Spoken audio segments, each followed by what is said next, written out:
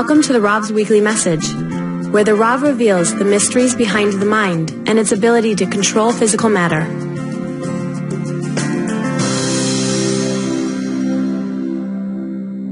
The story, and I say it's a story because whether the facts did or did not take place is unimportant, but the message, this powerful instrument known as the 72 names, unfortunately was couched in this story that I'm about to share with you, relating to this week's reading of the scroll. It refers to the incident of the splitting of the Red Sea, an event that has drawn so much ink from commentary down through the years, throughout this 3,400-year-old period. And there is much discussion whether it was the wind, maybe it was naturally at low ebb, and so on. But the story is about how the Israelites walked through the Red Sea. It parted and permitted the Israelites to reach the other side of the Red Sea as they were leaving Egypt. But my friends, as we have discussed on many occasions, the idea of the exodus of Egypt and the way it's been interpreted for over these 3 millennia, unfortunately, has taken such an important aspect from its true meaning into a beautiful story, for which most of us say, what does that do for me today? Of what interest do I have to something that took place as extraordinary as it might have been? How and why will I benefit from that incident? This was what happened when the Israelites were freed from bondage. It was not the kind of bondage that we think, which refers to a nation enslaving others, but rather this was chaos. As today, 3,400 years later, we are still involved. We still are controlled by this nemesis of mankind known as pain, suffering, and chaos. And so, through this story, there emerged in scriptures the 72 names, a combination so beautifully structured in scriptures, however, to go unnoticed for almost 3,400 years,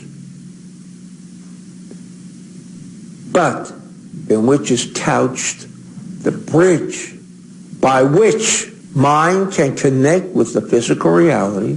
For we know our minds are under, most times, our control.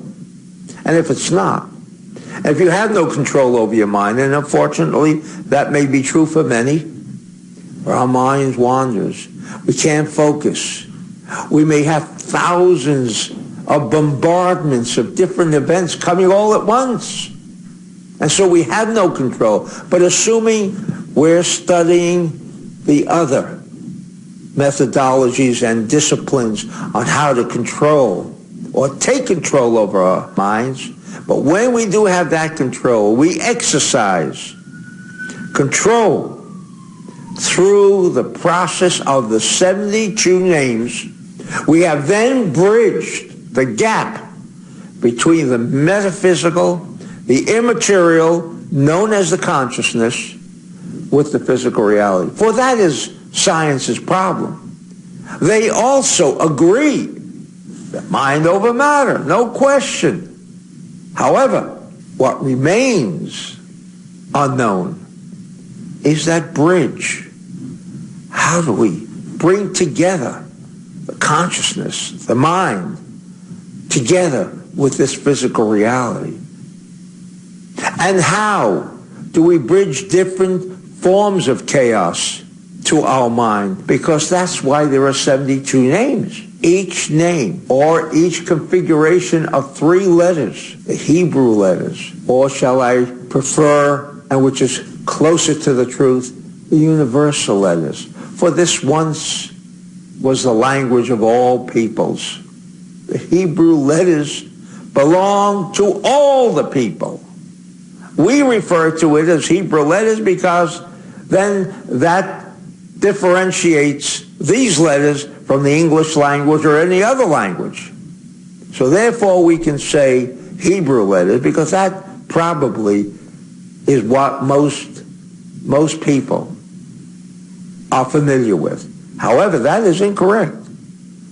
These Hebrew letters were designated because they were structured and they contain the material, the DNA for bridging the gap, that space, or the impossible creation of a glue that can bring these two different and sometimes opposing worlds together.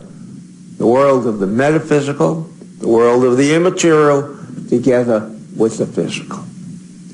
And so in this week's reading, there is no more important section in the entire Bible that lends itself, provides us with this opportunity to remove chaos.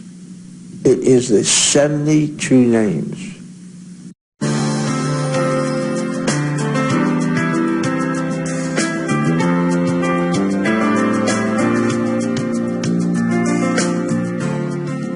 For more on activating mind over matter in your life, we recommend reading 72 Names of God by Yehuda Berg.